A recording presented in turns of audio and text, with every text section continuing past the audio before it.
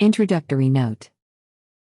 John Bunyan was born at Elstow, Bedfordshire, England, in November 1628. His father was a maker and mender of pots and kettles, and the son followed the same trade. Though he is usually called a tinker, Bunyan had a settled home and place of business. He had little schooling, and he describes his early surroundings as poor and mean.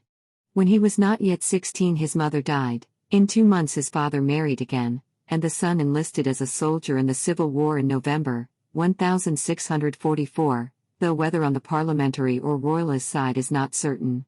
The armies were disbanded in 1646, and about 2 years later Bunyan married a wife whose piety redeemed him from his delight in rural sport and the habit of profane swearing. He became much interested in religions, but it was only after a tremendous spiritual conflict, lasting 3 or 4 years, that he found peace. His struggles are related with extraordinary vividness and intensity in his Grace Abounding to the Chief of Sinners.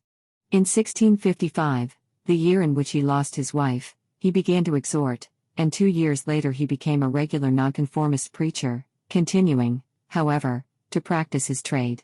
His success as a preacher roused opposition among the regular clergy, and in 1658 he was indicted at the assizes.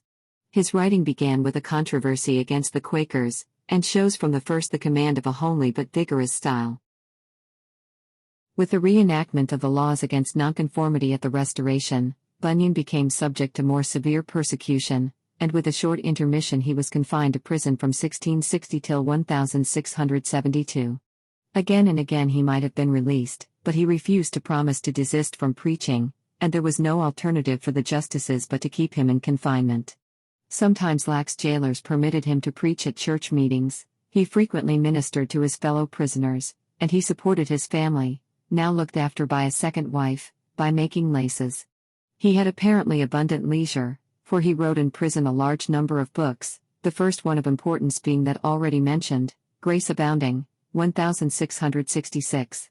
The Pilgrim's Progress was also written in jail, but probably during a later confinement of 6 months in 1675. In 1672 Charles II suspended the laws against nonconformists and Roman Catholics, and Bunyan was released. He was called to be minister to a nonconformist congregation in Bedford, and preached in the barn which served them as a church. But his ministrations were not confined to Bedford. He made preaching tours over a wide district, and even to London, and attracted great crowds of listeners. Meanwhile he continued to write. The first edition of the Pilgrim's Progress in 1678 was followed by others with additions, and in 1684 by the second part.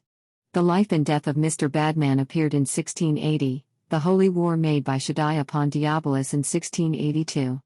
If the works left in manuscript at his death be included, the total of his books amounts to nearly 60.